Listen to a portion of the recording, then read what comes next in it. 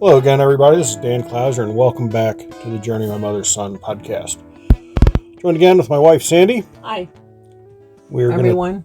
We're gonna talk about our trip into Colorado. This is actually going to be. We did spend so much time in Colorado. We were there for just under 6 weeks. We're going to break it up into a couple different shows. So, first one we're going to talk about is when we first arrived in Colorado on July 26th, heading into Colorado Springs. So we left you guys off. We were at Mount Sunflower in Kansas, and we came across into Colorado Springs. And like for me, as we were coming across the eastern plains of Colorado yet, and first saw the Rocky Mountains in the distance, was just like Maybe awe. yeah, just awe-inspiring for sure. First time for any of us seeing the Rockies, and said in the distance, as we kept getting closer, they kept getting bigger, and it was super, super cool. So, we got in, I want to say somewhere around 2 o'clock or so, and we went directly to the Garden of the Gods, which is... I believe someone told you to go there, right? Yeah. Check it out, right? Yeah. Someone, a friend. Yeah, Taryn had told us to check that out, and it did not disappoint. Like I said, we got there in the afternoon, checked out the visitor center, and then did... and that was another awe moment, wow moment. Yeah. Just looking up at those red formation stones, rock. Yeah, I don't seeing even... the red rocks of the Garden of Yeah. the Gods was really cool.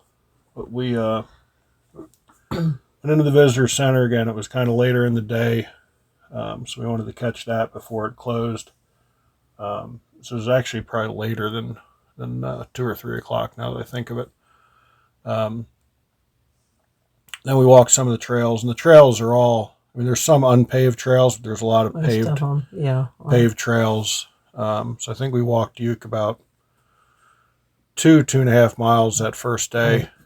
And it was getting warm, so we didn't want to push it. Yeah. I think too. It was very hot. Yeah, Colorado was much warmer than I anticipated But the anyway. humidity is low, so that Yes. was, the Humidity difference. is low, But so 85 in Colorado is a lot different than 85 in Pennsylvania.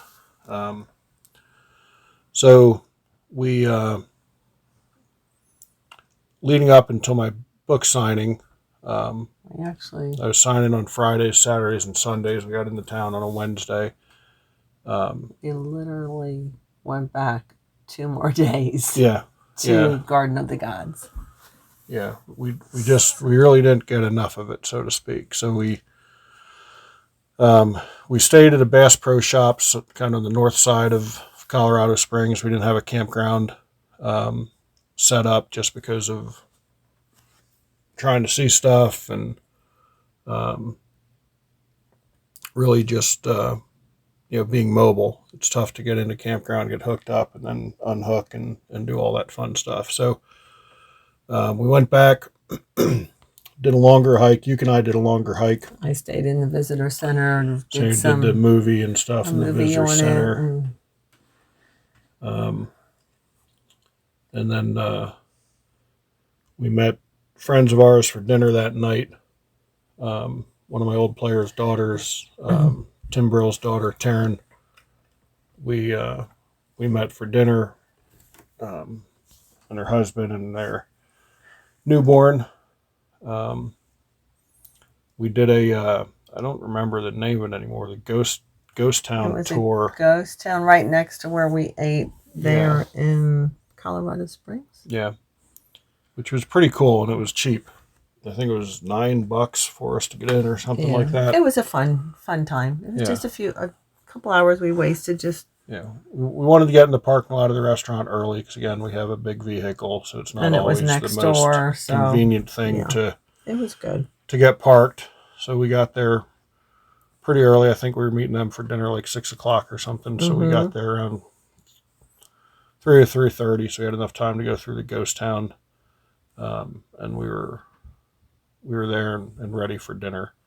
And then we went back to the Bass Pro Shops. I think that was the night we took Uke in the Bass Pro Shops, and of course he was saying hi to everybody and exploring and in all his glory. And then the next day was the day of my first book signing in Colorado Springs. And before the book signing, we went to Garden of the Gods again and did the trolley tour, which was very cool as well. And I don't remember how much that cost either, but it wasn't expensive. Let's say maybe $20. Yeah. Backing up here, that place was called Ghost Town Wild West Museum and Stagecoach Trading Post. Yeah. We had fun with. Anyway, very cool back spot. to our tour. We did. So signed books on Friday. Again, stayed at Bass Pro Shops that night as well. I think we took Uke in that night too. And I signed earlier in the day on Saturday.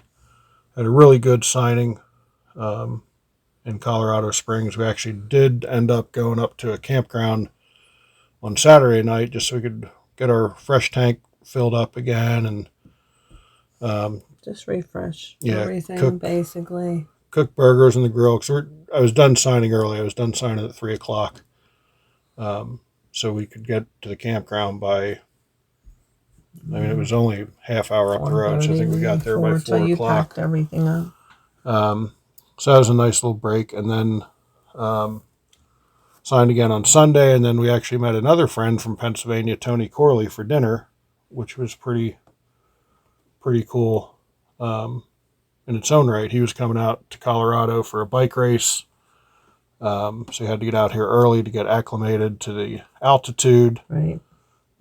Something I had major problem with. You did not have as much, and you actually had problems with it too. Yeah. So we just know in the near future, if we ever come back, we know that issue. Yeah. We had. So after dinner on Sunday, we headed south on I-25. Maybe an hour or so. Stopped in a rest area, which put us about 2 hours outside of Alamosa, where we were going to be staying for the next 3 days.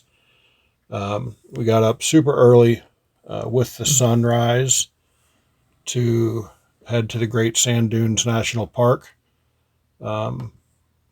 before we got to the campground. And we didn't really know what to expect with the Great Sand Dunes National Park, other than that there were sand dunes in the foot of the Rocky Mountains. I did read up on them, so I had a little bit of what to expect, but still, it was still amazing. Yeah, and to explain that to people that don't even know what they are, it's hard. Yeah, it was just, again, it's mind blowing to see a huge beach essentially at the foot of the Rocky Mountains, and I guess simple terms, the sand is caused from the erosion of the mountains, which all mountains have, but I guess the way the north and south trade winds kind of hit that area. And I think the whole weather, right? Yeah. The snow, the cold, the rain. Yeah. It just stays there. The sand stays there, as opposed to regular erosion where it blows, literally all over the country. So it was, again, another pretty hot day. So we walked out in the sand dunes.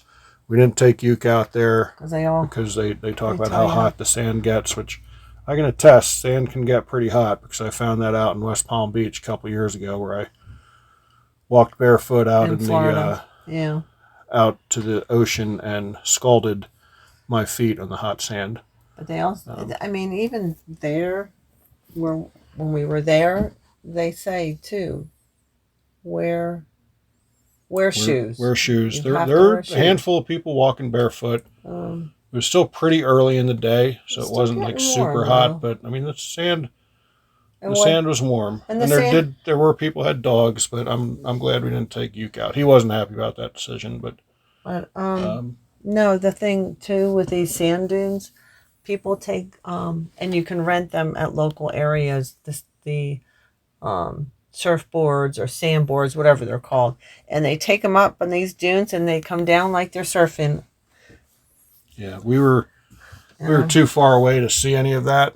And to be honest, I don't know how some people. We saw people all the way at the tip top just walking, and they had to start like 6 in the morning to get up there because I mean, you're walking on hill of sand, which is hard on the I mean, your feet. It's a good workout. It's a workout. We walked yes. about a mile in the sand, and it was your calves know about it, your thighs know about it. Yes.